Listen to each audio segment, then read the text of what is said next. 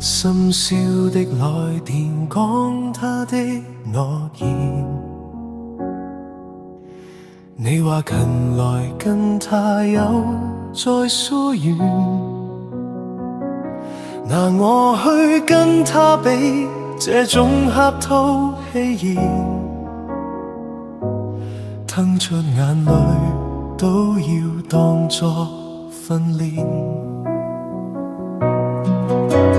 早該想通了這尷尬身份，明明難過都要扮開心，陪你細數傷感，聽你訴說抱憾，這種曖昧之隔如何被應允？共你已有人身份，談情說愛幾遍，對白講得太真，又怕被你看穿，你心酸都要避嫌，連關心都要收斂，怕這暗戀被揭穿，連友好都擱淺。共你已有人身份，完成這套假面，近在眼前情愫卻又望不見，其實我早應該識趣點，退後留待你眷戀別的人那張臉。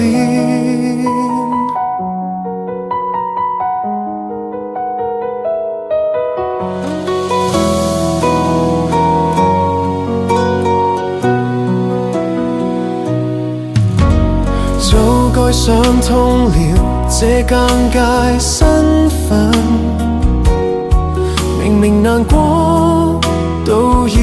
扮開心，陪你細數傷感，聽你訴說抱憾，這種曖昧之隔如何被應允？共你已有人身份，談情說愛幾遍，對白講得太真，又怕被你看穿，